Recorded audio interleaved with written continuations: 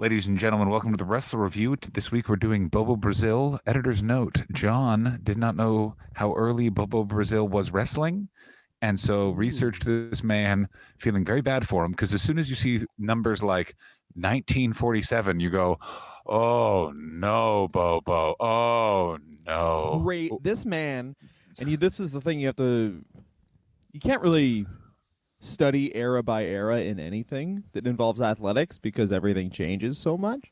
But one thing you can really glean from Bobo Brazil is the specific number of 1924, and then this guy was wrestling Big John Studd in 1984, and he didn't Insane. look like a bag of shit. Like, Yeah, Big John Studd looks worse. Like, I got news for you. Bobo Brazil is like the first AEW wrestler in that it's like, funny, yeah. He's the new, how old? first Christian Cage. Exactly. Christian Cage is the Bobo Brazil of our time. Yeah. So you're watching Big John Studd, who would be Jungle Boy, and you're like, I don't know how to say this, but I think old Bobo's got another 10 years in him. If this is the guy, he's going to fucking replace him. I got to tell you, I don't think that Luke Perry's kid is going to be able to match the true charisma of someone who has survived the 20s, 30s, 40s, 50s, 60s, 70s, and 80s as a black man in America. And Hobson makes the note of, it seems like he didn't really go through anything, and I would posit to you he, of course, did. It's just he's not dumb enough to, like, say that and put his whole livelihood at risk. Yeah, he also doesn't know how, like, I guarantee Bobo Brazil was like, well, you know, in the wrestling business, even though you're the champion, the promoter uses your arm as an ashtray.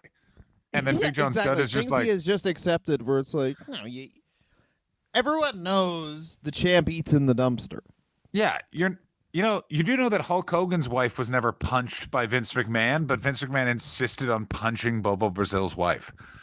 Come on, let me do it. No, Vince was one of the say what you want about Vincent Kennedy McMahon Jr., the man who... I'm not talking about Kennedy. You're talking about OG Vince. I'm talking VJM. That guy, let me tell you, that guy's not even... he's not paying off women. What the... I guarantee Vince's dad was literally just like, you got to sleep in the office. Congratulations. And it's like, what? Like, that's your reward. Congratulations. I view you as a human being, which took a lot of convincing. I would give almost everything to know what Vince McMahon is doing right now. And I guarantee he's just watching every match he ever promoted. So right now he is seeing Bobo Brazil. Bobo Brazil, by the way, is from... Did you see that old SNL sketch? The one where the Bears suck, so every single one of the old Bears guys from their old sketches has gone insane, and Chris Farley's character is convinced it's still 1985. That's what I think Vince McMahon is doing. That's exactly what Vince McMahon is doing. I've taken Capital National, and then everyone's like, well, Linda's not even in the house with him.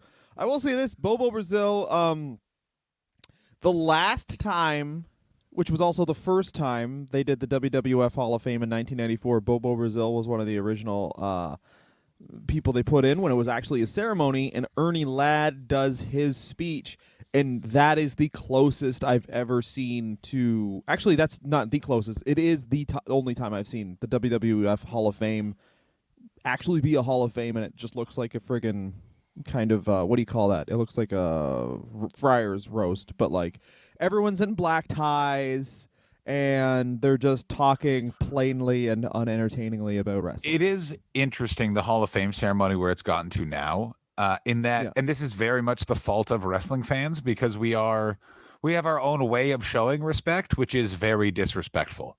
And we do not really go for black tie events. It would actually convey more of a vibe of what they're trying to do, but fucking fans sounded boring at certain people's speeches. You remember when Chris Jericho wrote the most? And here's the problem: is I don't know what side I'm on that, because I'm like, it probably was boring though. And like, that is really funny that they did that, and it is pro wrestling. Happen, then don't sell tickets. Which obviously you're going to sell tickets because it's wrestling. But it's also like, if you don't want that to happen, then it's like, But what I'm saying is, Fame where it was like a bunch of guys, have it be a company event. Like, we've done company events. They're horrible to MC. You give out a fucking, you give out the... can I just say this right now? The Wrestler Review is available to do one company event this Christmas. attention, come monkeys. If any of you are in charge of that money for a Christmas event, book us for an exorbitant fee. Quit your job. We will do a live recording at an office Christmas party this December for starting fee. Well, determined, but I want to do this now. Imagine no one does live podcasts against the audience's will the way that they do it with stand-up comedy, and I think that needs to be brought to this art form, and we're the podcast to do it. No, I think the best would be if we do what the UFC started doing, which is, honestly, if I was will be brought up in the lawsuit against the UFC eventually, which was they used to give post-fight bonuses, which was $50,000 for best knockout, but then they started doing performance of the night bonuses, which is kind of just so they could give more knockout bonuses than submission bonuses. Yeah. But they started giving them in crypto. And crypto just crashed horribly. But they were still like, hey, Scott Stevens, you friggin' won, and now you get $50,000 in Bitcoin, which is now $25. So enjoy your $25, you piece of shit. You know how you used to get a down payment from a house off this? Yeah. Not anymore. What we're saying is we'll do it for Bitcoin. Exactly. What I'm saying is, but I get to pick the coin. The coin is Ninja Coin. Cum coin. I want to be paid in cum coin. I know there's a cum coin. I know there is. I don't want to be paid in cum coin. I want to be paid in cum coins. We're going to have to get all the cum coins in the world to make $1. Ladies and gentlemen, the Wrestler Review launches its own cryptocurrency, the cum coin. Why haven't we thought of this? Why don't we have NFTs? Dylan, why? This is the time for us to launch an NFT. The market has crashed. They are a joke. They're not now anymore is the time. A thing. That's even better. The last Usyk versus Tony Joshua, they just had boxing match, and Usyk is Ukrainian. He was like, "We must help the Ukraine. Buy my NFT," and I'm like, "Oh God." I remember this. Yeah. Good for him though. Anyway, Bobo Brazil wouldn't have had an NFT. No, he would not. He was just fucking he would have sick. Done whatever.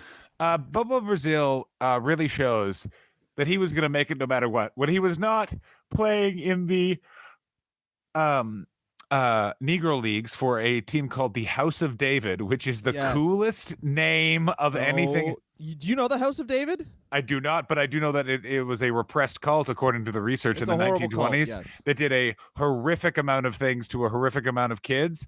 That said, it was just literally the House of David was like the House of Black, but actually evil. Yeah, the House of Black.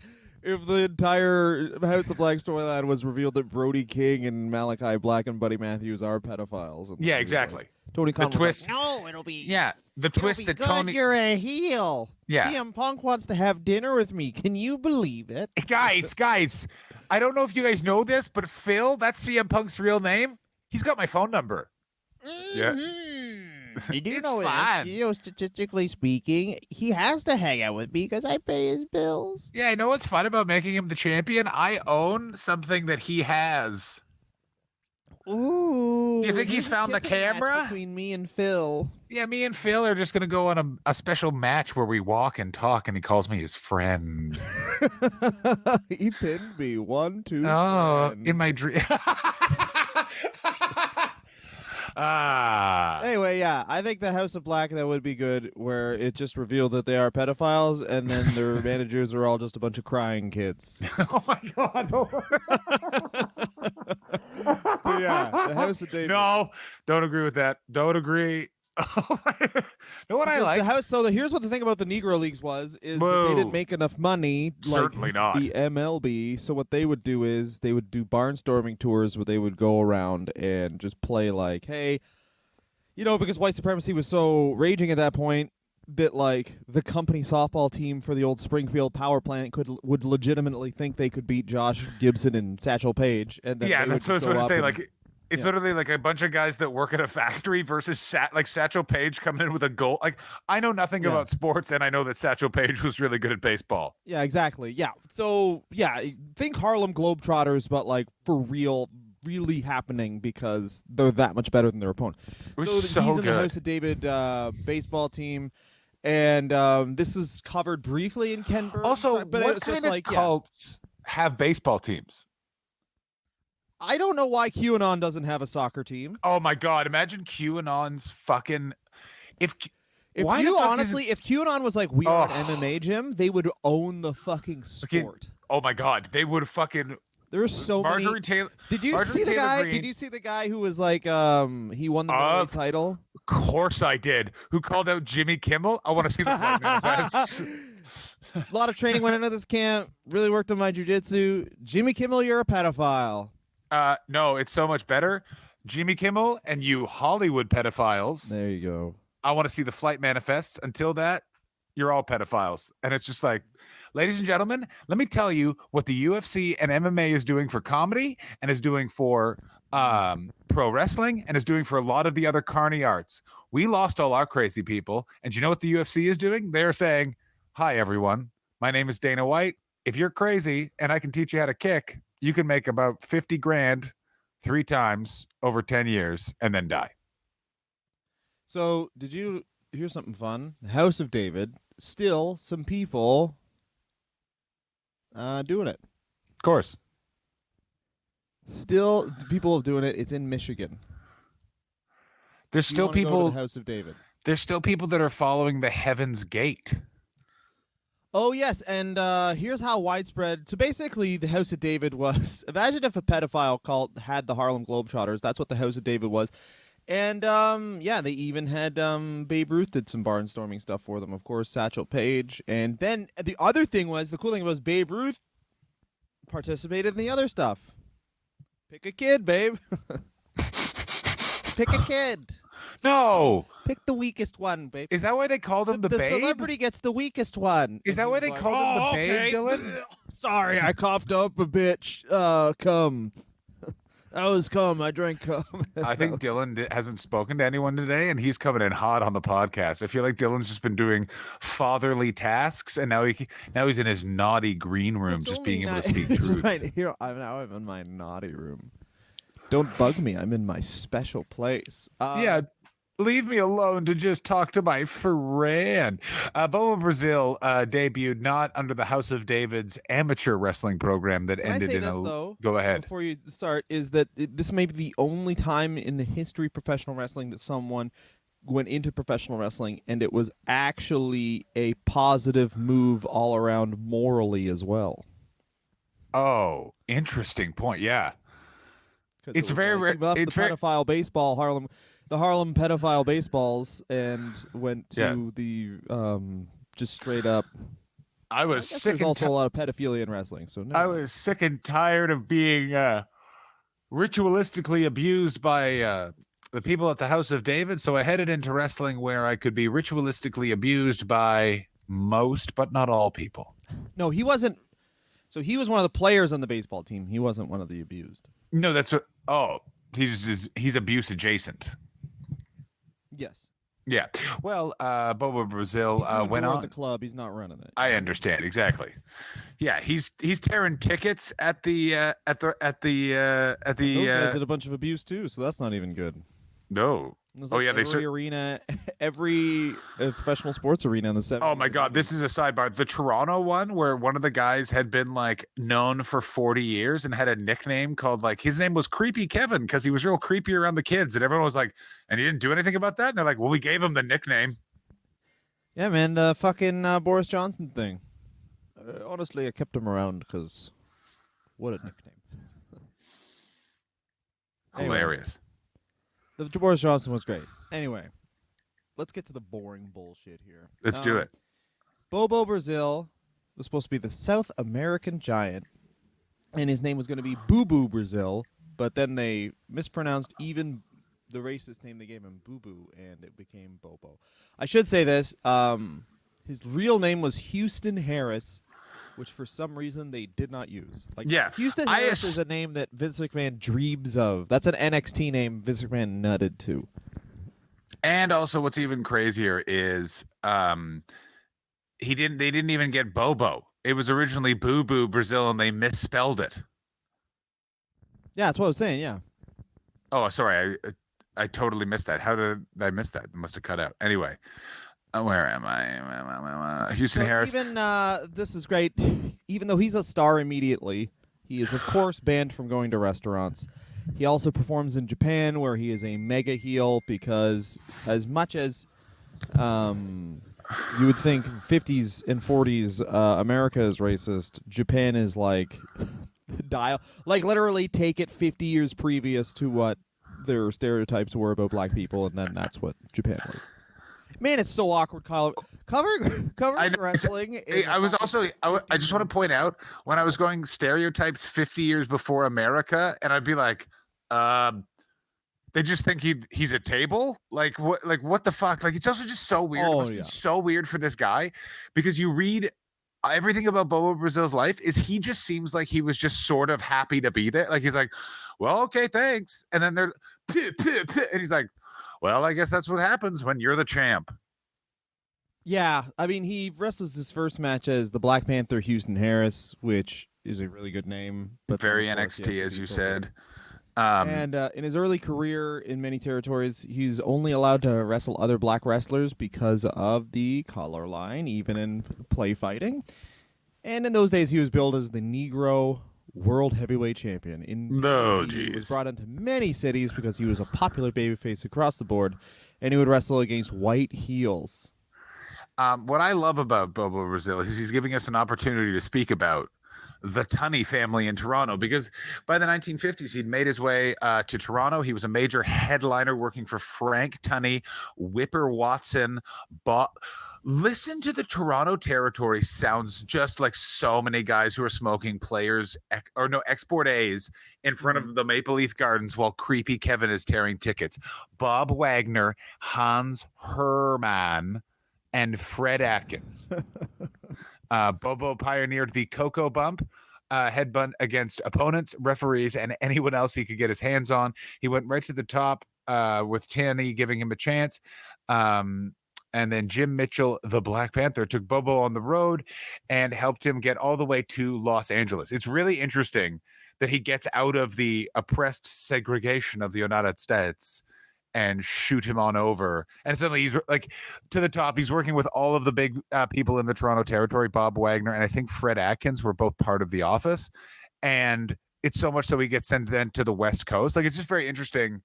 I know I assume Los Angeles was fucking segregated as hell in 1952. It's pretty segregated now. But still, it's just a very interesting point of he like hits Toronto, kicks his career into overdrive, and he can go back into the States. Fascinating. And it must be crazy for Bobo Brazil that he like wrestled when he first started wrestling. He was wrestling in the golden era of the 50s when wrestling was everywhere. And then, of course, when he finishes his career, really, he is in the golden era in the 80s. Well, it's also interesting, which is he's in two distinct, like he basically sees the whole studio wrestling thing rise. And then basically they just don't change that system for 30 years. And then he just sees the one guy who's like, well, let's just film in the arenas and make it look really popular. Oh, that's the new system. Yeah. Like which is like crazy that it got. It's also very interesting that it took that long. What if we made it look big and good? So here's the thing I want to point out to you about wrestling, the Wrestler Review, is that as we've sort of noted, as we've now been doing this program for, let's be honest, too long, 7 years. In those 7 years, the one thing that I think we can take away from knowing about talking about a different wrestler as a week is if you want longevity in wrestling, really think about your finishing move. And Bobo Brazil's is basically, I touch my head to someone's head. He basically does a cat recognizing a cat nose touch to a fucking opponent. It's perfect. It really is. And it's and you know, people, I forget what the wrestler was, but some Impact wrestler uses headbutt as a finisher, and it's still good now. Oh, it's me. I'm an Impact wrestler. Yeah.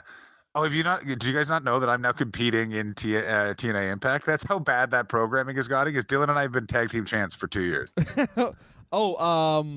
What do you think the reason that his headbutt was so strong was in storyline, John? I assume they said something horrific, like he has a thicker skull because he's a black guy. Yes, he has a thicker skull. He's a thicker skull. Measure his brain. Yeah. Oh, welcome to wrestling. Let's all go to hell. That's fucked. Even in the 80s, they had to say that, like, oh, Bobo Brazil is that good lord, thicker brain, god damn it. Yeah, that's how they wrote him off. That's because they keep kayfabe. He headbutted Afa in the 80s, and Vince demanded they both Yeah, actually take tablets and suicide tablets and die I in the remember that. ring Yeah. to get Alpha, over their headbutt. Alpha survived because he had done so many Quaaludes the night before. His body was already filled with toxins, but Bobo was clean and succumbed. Other fun kayfabe keeping stories about Bobo Brazil. Kept kayfabe when he would go over to the Sheik's house for dinner. Yeah, and they had a fucking huge feud. Him and the Yeah, we will Sheik, get to all that. they did was feud. In the 70s, all they basically did was met at Cobo Hall, bled on each other, and then left. By the 1960s, basically Bobo Brazil just bounces. Like, Bobo Brazil is what Jim Cornette thinks a wrestler should be. Is like, he's just a solo guy who goes from town to town, and he's sad and alone.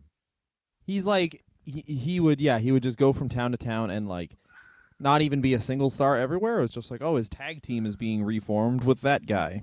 Which Yeah, is, exactly. I mean, interesting. And honestly, I think something wrestling could revisit with like the amount of wrestlers that it's weird. The glut of talent now is a lot like the 50s and 60s, where there's that many people who you could say are stars because no one really cares about jobbing anymore. So everyone's kind of beaten everyone. So everyone gets to like showcase their character in a weird way. I actually totally think you're correct, which I don't like admitting, as you know. But what I want to let you know, Dylan, is this. Is what I Whoa. think that the WWE and AEW should do is open that door a little bit more and have people literally be able to walk, like, go back and forth a lot more and not have it A be real contentious. forbidden door. Exactly. Because you need to have these break. Like, if you think about it, Cody being on Raw was fun because we're like, what's he doing here? That's weird. Oh, yeah, he can wrestle Seth Rollins. That's fun and new.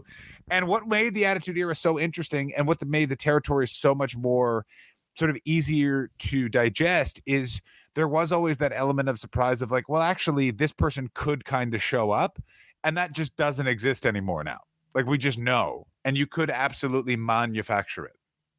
Yeah, you're totally right. I mean, yeah, it'd be interesting because they'd have to do like just every single match is a draw. If they actually did like an AEW versus WWE card, that's what they would want. Or like, hey, you can beat Jericho because he always loses, and we'll have someone beat the Miz. That type of thing, right? Like, but during the '60s, he was on the same level as Gene Kiniski and Bruno Sammartino, right behind Fritz von Erich as the biggest foreign draw in Japan. He was the only person ever have a many-year time frame to beat Giant Baba in a singles match. Although a great attraction in many territories, he didn't actually have many NWA or WWF title matches, which makes sense because this is the old formula that's always new, but it's like the Undertaker character where they don't have title matches because this guy wins as much as the champion and he's portrayed as strong as the champion, but he's just on the card too because you need halfway through you need to keep the crowd engaged. He likes to beat people up. He had fun.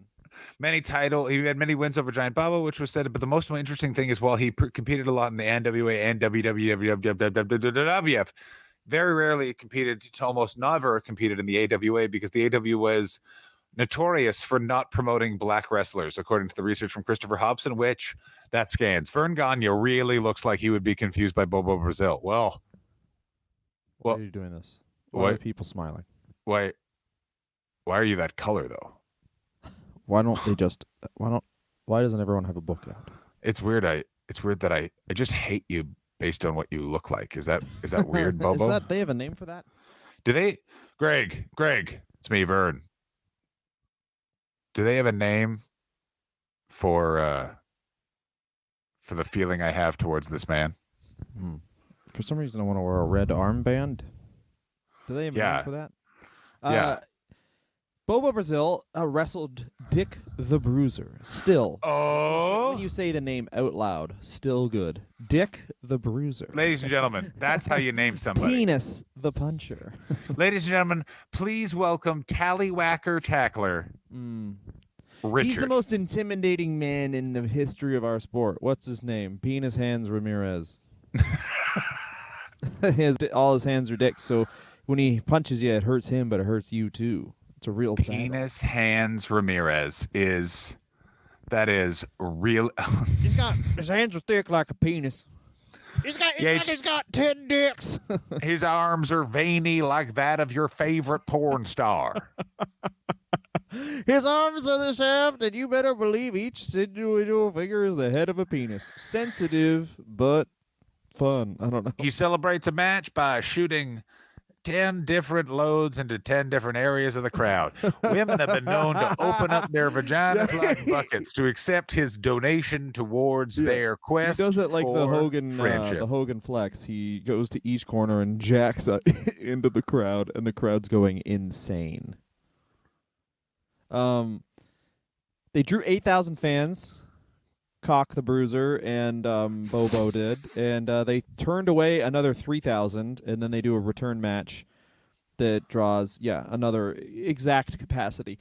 And this is in the early 60s, and it bears repeating because it is like this now. And I think this is gonna sound. Can I go ahead? Put my say controversy it. hat on for a second. Oh, Dylan, are you wearing your hot take hat? I'm wearing my hot take pants, and I'm wearing my cold take shoes. John, I think that wrestling is sort of going to lose this with Triple H, which is Bobo Brazil and Dick the Bruiser, not necessarily the best in-ring talent, but just fucking goddamn charismatic as all fuck. I don't think they will lose this, and here's why. Stephanie is still there. Because listen, how about you give it that Triple H? It's a 30-minute match.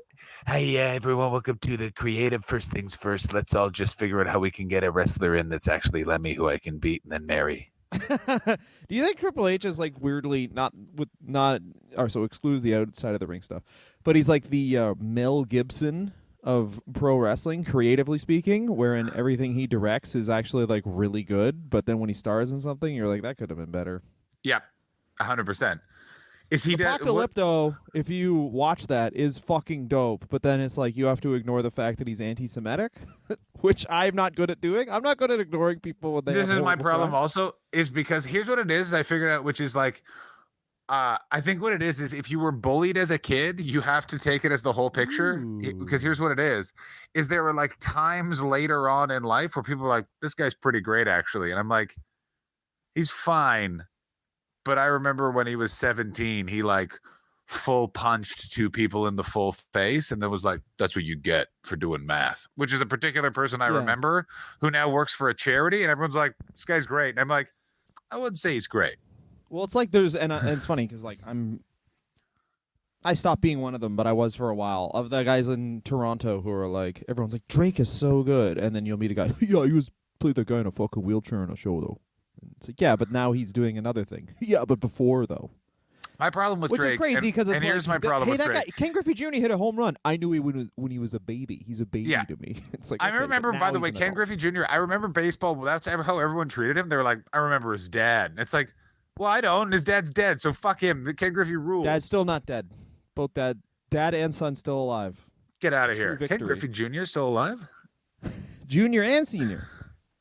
Well, I want this to be known. Senior, one of the only baseball parents who's like basically confirmed non-abusive too. So that's pretty crazy. Whoa! I mean, even just in athletics, that's a real rare situation. Oh yeah, you got to have the drive to succeed. And some people, they're just good at the thing, and those are the best people. Much like Bobo Brazil. So he basically, this is the crazy thing: is the only thing that survives from these times. The titles mean nothing. The only thing that survives is this guy's the gas station champion of Detroit. Oh my God! What the fuck does that sounds dumb? Yeah, they drew 25,000 people. What the fuck? There was nothing to do back then. Yeah, exactly. The other thing that you realize, wrestling a lot. This is the thing you realize about like, what the fuck else? What am I going to go to the nerd ass opera? I ain't no fucking nerd. Here's the thing that no one talks about. I'm in England right now, so everyone's always the topic of conversation always over here is like, well, they'll never make a Monty Python, and it's like, yeah, because back then the BBC was the only thing to do at night. Yes. Do you want to go outside? No, you don't. It's wet out there. Okay, well, for 7 hours we're going to show you a video of a tree dying, and then for some reason, these four guys can do whatever they want because we don't care. Like, that's the thing that no one ever takes into account. There was like, what the hell? There was the Tony Orlando like variety hour in the 70s. The only reason I mention this is because I just watched a documentary about George Carlin, and think Tony Orlando gets on and is like, we were doing okay, and we had 35 million people watching us, which is 5 times the amount of people that watched the last episode of Game of Thrones. Where it's like, it's just not comparable. Johnny Carson's ratings when he hosted the Tonight Show were like 80 million people would watch his monologue. Yeah, because the other thing was like there's 2 options, and we both know this because we read the fucking 90s book by Chuck Klosterman. What just you watch it on the day, you find a replay of it, or you buy it on VHS from like the studio. Yeah. And back then in the 70s, you couldn't even have watched it on VHS, so you had to you would just hear about it. No, it's fucking insane. It's so wild and so interesting. It's also that thing of there is ways to, I think, artificially create some of that need in that you can kind of see one of the nice things that AEW does, which I do like, is they are okay not having their whole roster there all the time. That's boring out over certain drama that we're now seeing now. And that is sort of how you make people events. You make people stars. You make people interesting. You don't see having the brand split, which is very much like, I'll see this guy then. It's like, oh, I didn't see him this Wednesday. Maybe I'll see him on Friday. That's exactly it. Which is, and Adam Page, I think, would be is sort of on his way to being that sort of Bobo Brazil character, that Undertaker character, in that it's fun to, like in modern wrestling, to be over. You need to have a fun chant. You have to have a fun entrance. You have to have a cool like final move. All of these sort of things. Adam Page is that in spades. And I think that by them not having him around all the time also makes it very, very unique. As someone who basically just observes AEW from the far, far, far shadows, it's always interesting. From the bushes. From the bushes peering in. Oh, hello. Oh, hello. I think that a lot of House of David stuff to do. That's right. I don't involve myself in all of I think you said that's right before you realized what I said. Certainly did. Sure. Wait. Improv before dishonor, Dylan. You know my home improv where yes and is so ingrained in where it's like, you're under arrest, sir. 19 counts of pedophilia on a baby, and then they gotta be like, yes. I don't know this, but I'm almost. I would say I'm 80% sure that that like when an improviser got outed for being a horrific groper, as happens in the improv community on a near hourly basis, I assume at some point someone did go like, well, I guess he took yes and too far. Of course. I mean, that's the number one thing. I will say this. When stand-ups get caught, you can always tell. Either they're really clean or really dirty. Oh, and also, here's something that I've never been shocked by. When someone's like, that guy's a creep, and they're in stand-up, I was like, who was it? Yep, 100%. Anyway, Bobo Brazil, the 60s Go on. Was a great time for him. And certainly are. To know about this. There's a civil rights movement going on. I mean, let's not say, I'm saying financially. Yeah. End of the decade, he's challenging Gene Kiniski for the NWA title. Of course he doesn't win because of the era we live in. And also Gene Kiniski was a hell of a worker. Hell of a worker, Dylan. That's why. That's the only reason Kiniski won. It was a draw, and over 10,000 fans at the Olympic in Los Angeles came. And this is the other thing about Mr. Brazil is that at this point in his life, he is in his middle 40s. Truly the AJ Styles of the 60s. That is also the crazy thing. Also, can I just say this about Bobo Brazil? Some of the best high forehead haircuts I've ever seen. Worst sideburns I've ever seen. Go on. That's it. That's the whole thing. Just had bad sideburns. He had long sideburns.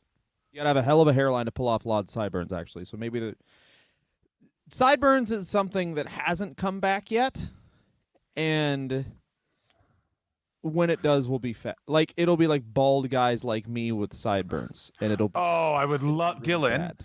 Can you please grow sideburns? Just sideburns.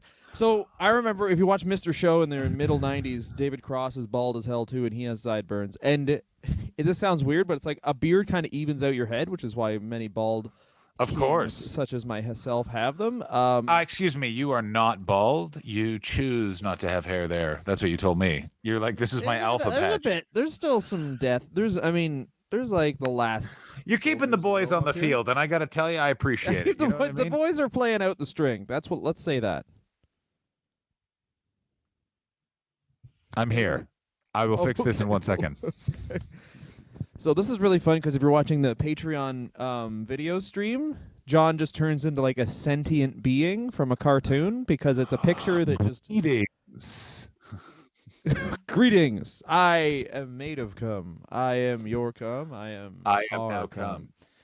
So in the 70s, once again, and this is just like for now, well, when booze is no longer not no longer a thing, but like everyone's watching their health. Everyone wants to live till 120 and have abs. People want to like be in open relationships in their 90s. Like people just aren't like now in the 2020s. People are just not accepting death as an option. But like in the 70s, these people all went through World War II. They fucking party. They fucking drink like they're just about to die. The original oil crisis is happening. Bobo Brazil is still wrestling in his late 40s. Yes, he's in tag matches, but he's still wrestling very effectively. And if you look at, like, they'll be like, this is really good because our research kind of curtails off in the 70s, basically, because we get the Sheik feuds in the 70s, yes, but he's in the last of the territories in the 80s, Bobo Brazil is. And they have all these guys come up and like, he's the young up-and-comer trying to take out Bobo Brazil. And it's like a guy who looks so much older than him. It's just like the fattest. It looks like a bunch of like plumbers who never figured out how to not even walk into the house. Like somehow they take a wheelchair. And then the person who owns the house is like, you need the wheelchair? He's like, nah, I just have something against the Steps app. I try and achieve 0 steps every single day. But in the 80s, he even, like, as I said, he wrestles Big John Studd in the WWF during the original Hulkamania era. He wrestles, like, Nick Bockwinkel. He wins the Indiana heavyweight title, defeating Johnny Valiant. He loses it to Blackjack Mulligan. At this point, this is what I want to call Bobo Brazil runs the gauntlet of people that were rude to him. There is no way Johnny Valiant was not respectful to Bobo Brazil, guaranteed. And I guarantee this is the phase where Bobo Brazil got fucking wild. I guarantee Johnny Valiant said the wrong thing to Bobo Brazil, and Bobo Brazil just like broke a beer bottle, held it to his neck, and went, "I'll show you a fucking rib, bitch." You know what I'm saying? I'm watching this dude. I have a hard time envisioning him hanging out with other wrestlers, to be quite honest. I just think he does the stupid thing for the dumb money, and then he goes home. Well, if you hear Sabu talk, incredibly close to the Sheik. Like, he was incredibly close to a lot of those wrestlers. He was very much part of the community. I am more just basing it off the fact of there's no way Blackjack Mulligan and Johnny Valiant and this period in Bobo Brazil's career was smooth sailing in terms of vibe. You know what I mean? This is also a clean 40 years in professional wrestling, and he honestly didn't retire until 1994, which would have landed him on his 70th birthday. That's this guy is you know who Ric Flair's trying to be, as usual. Ric Flair is trying to take the legacy of a glorious black pro wrestler, Bobo Brazil, by trying to do sad matches in his 70s. That's right. I'm throwing shade at Ric Flair. But wrestling used to be a thing that you could do for this long, because if you look at how professional wrestling changes from like the early 80s, I'd say it speeds up. It's funny because Vince McMahon very much was the fucking indie bullshit promoter of his time, because like once you get into the 80s, it's like it gets so much faster when you get to WWF matches. But you look at the 70s, he can still wrestle that, like, here's my move is just the headbutt, you bump for me, and then I'll lose to you at the end, so I look strong. Like, he can still wrestle that style completely. And what a style it is. Yeah, just do your only move over and over again. It's essentially, basically, he's Hulk Hogan if Hulk Hogan had kept the Ace Crusher. Oh, you don't mean, yeah, the Ace Crusher. What was it? No, Axe Bomber. Axe Bomber. What's the Ace? Oh, the Ace Crusher is the Stunner. People. Sorry. Yeah, he was not dumb. He was not just full from anywhere Hulk Hogan. I'll Oh fuck yeah, your what, wife from anywhere, dude. I'll fuck her in dude? the bathroom. I'll fuck her in the oven. Oh, she's stuck under the bed. I invented that, dude. I'm gonna say it I'm the right first now. guy to say that person I'm related to looks hot, brother. I'm gonna have sex with them and say it's my step sibling. Let me say this, dude. I told Trump, dude, you want to be president, dude? Tell people you want to fuck your daughter, dude. Tell him you want to fuck your daughter, dude, and then you know what? Come out against black people on Dude. tape. I'm gonna say this. I've said it before, and I will say it again. Hulk Hogan owning a surf shop and him just awkwardly posting photos of that on his Instagram never doesn't make me go, oh, you fuck. How many? But this is the thing. How many times has Hulk Hogan been on a surfboard? None. And how many times does he make that joke? And it's always just about doing mish with some flat chick. You know what I mean? I'm gonna say this. Surfboard. Calling it Becky, mish. dude. I'm gonna say this. Calling it mish and the concept of hashtag SIGs inside really make me jealous of people that are in their 20s right now. You want to do some mish? Oh, come on! What a fun thing to say to a human. Well, the crazy ads yesterday. I was at Bill Burr, and the crazy ads for please don't fucking vape inside. And then as soon as every doorman, usher guy, where you make sure everyone has seats, they all backed up at one place, and just every single person vaped. It was hilarious. I assume. Oh no, you're no longer vaping. No, I do not vape anymore. I'm vape free. Yeah. Now you're just a It loser just started naturally. hurting. It just, once I took the fucking nick out, it lost all its fun. Yeah. This is the thing with smoking is it's awesome, but it's because nicotine rules. It's like which, by the way, John, as we know, as of this recording, Andrew Tate has been deplatformed. If you don't know who Andrew Tate is, then Why are you listening to this program? He is one of the people that we are clearly making fun of all of the time. He is a better professional wrestler than so many people. I saw a thing where he was I had the 100K exact a same year? thought. That's funny. I spend that on watches. You gonna get pissed off? It's literally a heel wrestling promo. He's like, people are gonna fucking hear this and be pissed off at me. They're gonna come up and yell at me. I'm gonna fucking choke them with my bare hands. Then their fucking wife, who's a 6, is gonna come up and plead with me to stop, and I'm only gonna do it if she sucks my dick. And it was like end of clip, and I was like, Jesus, where can I see the? Are you gonna be at the exhibition? Can I watch you against Malachi Black? I have never seen a guy more admit to crimes on the internet more than that fucking guy, and it is the best thing ever. There's because the something amount amazing too about just having so many physical faults. That, like, I say this all about the UFC fighters all the time, but it's like when you see a lightweight UFC fighter and they're ugly, you know how you know how horrible that is, because like these guys worked out so hard. Like, not heavyweights, because heavyweights usually have a bit of chunk on them, so they could be like, I could work out and be attractive. But these guys are ugly, and they're in the best possible shape they ever could be in, and they're still fucking ugly. Do you know what I mean? Yeah. Like, regular people can be like, maybe if I lost 20 pounds, though, I'd be hot. These guys got to look at themselves in the mirror and be like, I am peak physical performance, I have and an 8-pack. I'm disgusting looking. Yeah. Still. Yeah. I know exactly what you're talking about, which is like, I am never gonna not look this good, and I still need to work on my personality. You know how fucking disappointed you must be if you have an 8-pack of abs and you're like, oh fuck, I gotta start stand-up comedy now. Oh my god, just get a high-paying job, friend. I was gonna, you want to say manual labor, but honestly, a lot of manual labor people are jacked. Yeah. I'll tell you, ugliest job, guy who cleans subway tunnels. Rat bites. So? I don't even think I've ever laid eyes on one of those people. I have. I remember you didn't take the tube late enough at night like me. You never taken a bus through the night to get back to London, so you're on the first tube, and you see the guys. I did, but it was always like 10 a.m. I would land there, because I've never had a bus be on time. It was like a National Express bus. In theory, we'll be there in 8 hours. In reality, 11. Oh my god, I have to tell you, being back in this country is so fascinating, in that inflation is going to cripple the British, and I'm so sorry. I am so sorry. Back to bartering. We'll do an hour-long talk about a wrestler, and you give us grain. Yeah, exactly. Oh you know yeah, how horrible a barter that is.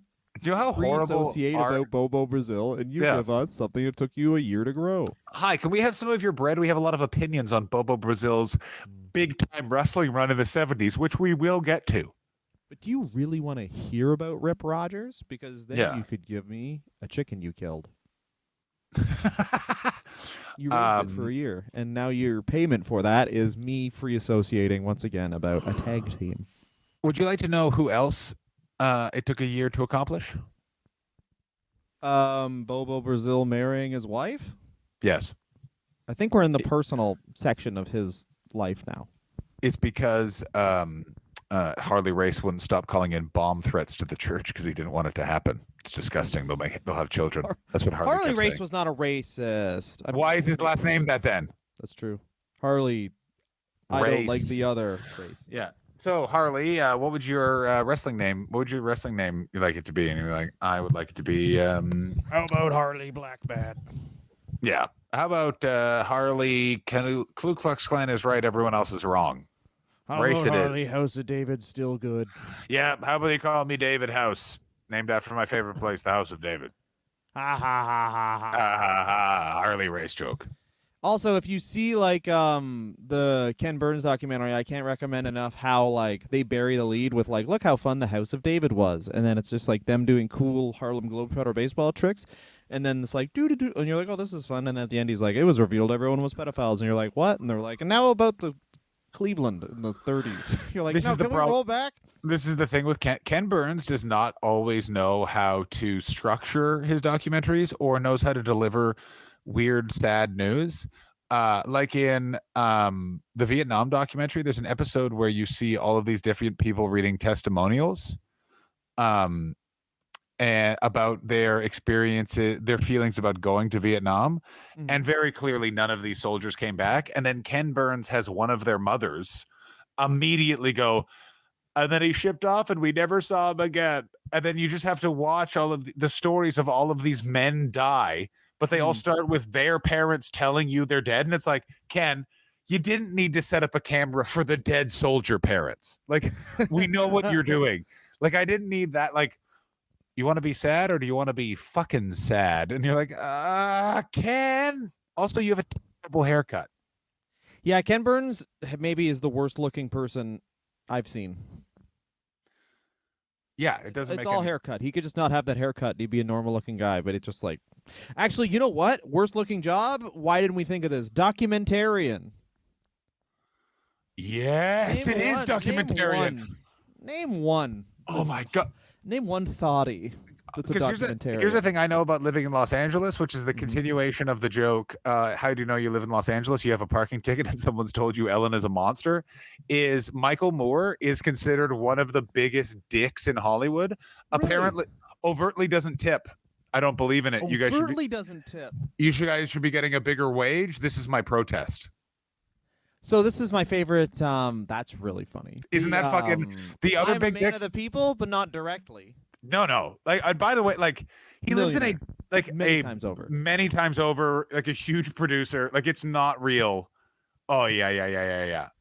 I loved. I remember in high school when I discovered Michael Moore. I was like, well, I mean, you know, my mother always told me to look at both sides of the story. What's the other side? And Michael Moore is alleging some pretty crazy things. And then I found some right-wing book about Michael Moore, and I was like, hey, you're fat ass, you fat piece of shit. And I'm like, well, this other side isn't that good? Hey, how'd you make that movie when you were eating so much, Tubbo? Like, that was like, and there was like a novel. It wasn't like a magazine that said this. It was like, here's my novel about Michael Moore. Fat equals him plus loser equals lumpy bitch. And I was like, wow. 600 pages. They wrote lumpy bitch 9,000 times. I gotta tell you, I love when political personalities try and use comedy because it's all sledgehammer on either side. There's never nuance, and it's the best. Like, it's always just like, I'll tell you why it should be called Roger and Shithead. It's because his fucking head's full of shit. That's good stuff. So anyway, me and John will be fucking reforming masculinity for a new generation. Yeah, Dylan and I have been talking about this. The rest of you will be pivoting to the next two. Oh, by the way, we want to be the next weird guy in your For You page. Yeah, exactly. We are pivoting to a new space, which is something that people say when they're talking about online marketing. We are heading into the manosphere space. So we'll be talking a lot about cigars and meat and weird tattoos, and we'll be working out so our bodies look like very muscular, but in a way that's not useful to anyone. Like, have you noticed there's a big trend where everyone's like shoulders are really broad and wide, but that's it. Like then they have the thinnest arms. Yeah, we're not going to have useful muscle, which is when you know, we all know old men with just forearms. That's useful muscle. We don't have that. It's just biceps. So if you need us to curl a car, we can do that. If you need us to open a jar, we have a machine for that. Yeah, it's called a Bubba the Love Sponge. Anyway, whatever. John, what's the best thing about Bobo Brazil? What's the worst thing? I think the best thing about Bobo Brazil is that he seemed to have a nice career that lasted longer than anyone's careers ever lasted ever. Ever. Like, spectacular. It's truly... Maybe Harvey Whippleman, because Harvey Whippleman was born... What you call that, a pussy mom? Yeah, but... a heel, you know? But here's the thing with Harvey Whippleman. I was thinking about him. I was sort of also thinking like Jim Cornette's a good corollary and that he just stayed around the business. But Bobo Brazil stayed in ring. Like, I remember Bobo Brazil wrestling on like VHS tapes you get from Coliseum Video. 100%. Yeah, that's what I was saying. He's wrestling in like he's like an enhancement talent for like Big John Studd in 1984. Oh yeah, but just something that Vince did that was brilliant, which is like he just had like super old dudes pop in and like look strong, but then lose to the heel.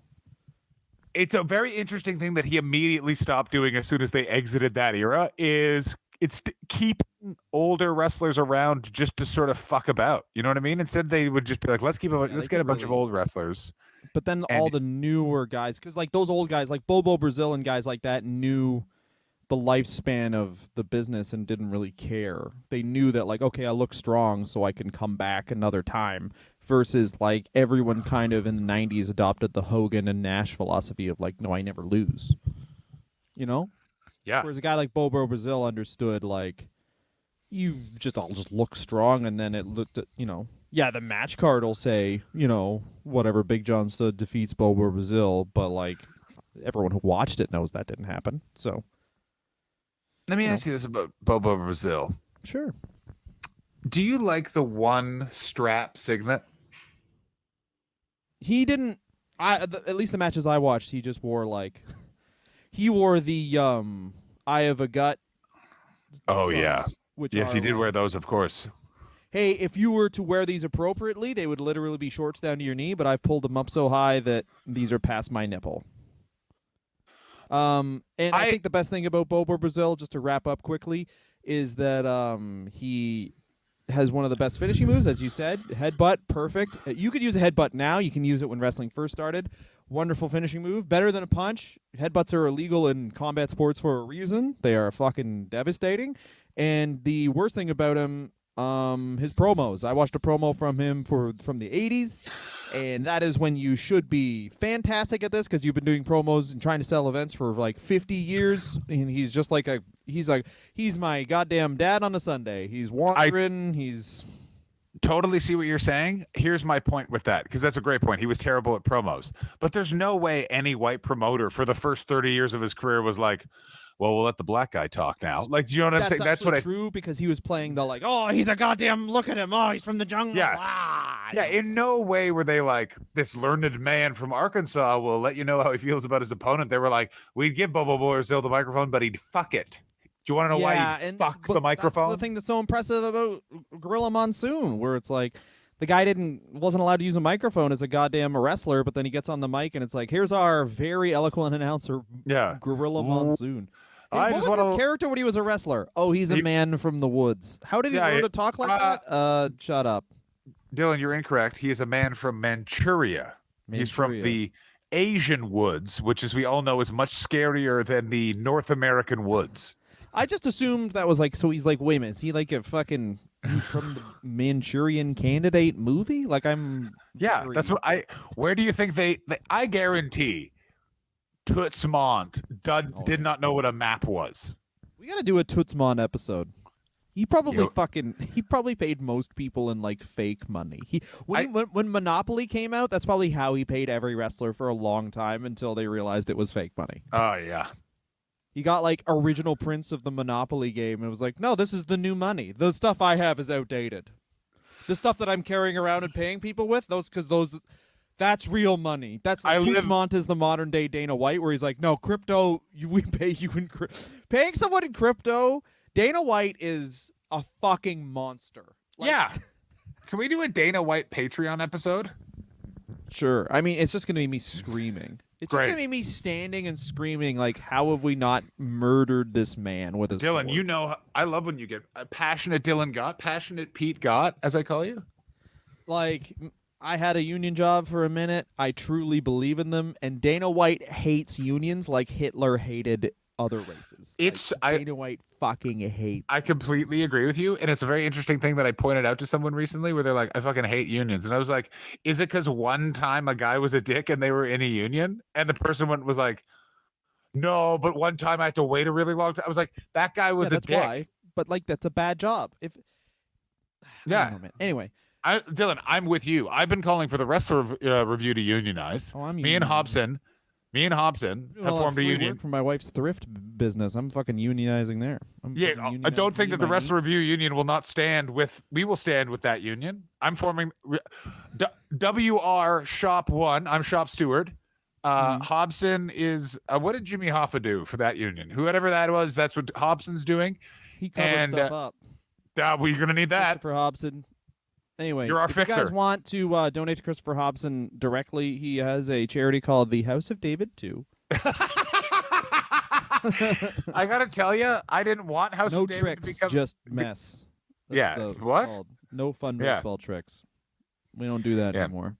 Yeah, just the stuff Ken Burns wants you to know. That's what it says on the business cards. All right, I gotta go now, but next week we're gonna do someone.